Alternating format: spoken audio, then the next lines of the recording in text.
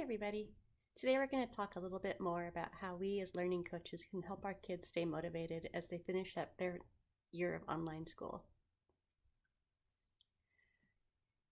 In our last video we talked about motivation as well, and we focused on the topic of mastery, the idea that you're continually working towards getting better and better at something.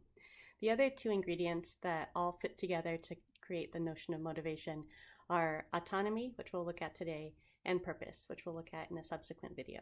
So today we'll just focus on autonomy, which is just another way of saying that we have a sense of control over our own lives.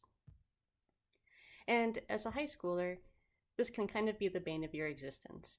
You might remember back to high school where it felt like almost all of every aspect of your life was controlled by somebody else. So what you did, who you did it with, where you did it, all of those things are often a result of rules that are imposed upon you by parents or teachers or whoever else in your life.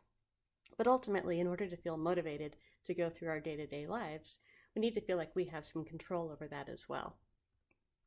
So it's our job as learning coaches to help our students feel that balance between what they can decide for themselves and the choices that they can make about their day-to-day lives, and what those external influences are that might affect what they need to be spending their time doing. So how do we do that? One of the easiest ways to do that within the context of online school this year is to give our students as much power as possible over their decision making about how they do their work day to day. This could be as simple as decisions about, do you want to do all of your work for the week for a particular subject on one day? Would you rather spread it out? The online program provides a lot more flexibility around this than our students might be accustomed to, so they'll need some structure there to help make the right decisions so that they are on track to finish all of their work. But we can give them that flexibility of what work you focus on when, where you want to study, how you want to approach your individual assignments, and that kind of thing. So whenever there is an option to how they complete their work, always empower them to make those decisions for themselves. The flip side of that is connecting those choices to the consequences that they see. So if they made a decision about how to study, how much time studying, if we can then connect that to how they performed on a particular assignment or a test, all the better. And they can start to see how those choices, how their behavior actually affects the consequences they see in their lives. So it might be, hey, you decided to blow off all of your homework and now you're not doing so well. Or ideally, the flip side of that, of you invested a lot of time on that assignment and look how great it turned out. All of those different aspects of the feedback we give our students are going to help them form that stronger sense of autonomy.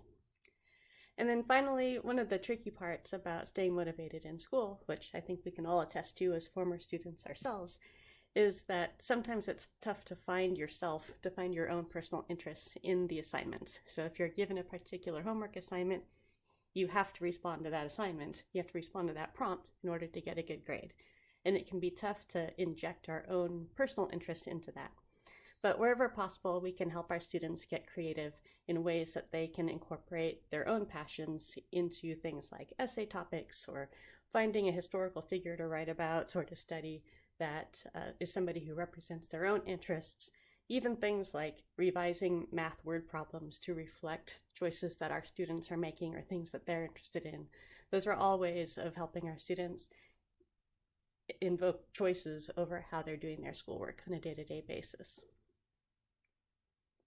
So again, here's 3 resources that might be useful for you if you want to read more about this topic of maintaining a sense of motivation within our students, a couple books, as well as an online article that I used to pull some content for these videos. Next week we'll look at purpose, and that will be our 3rd installment of the 3 ingredients that all feed into creating a sense of motivation in our students. Hope this is useful. Thanks so much for watching. Bye.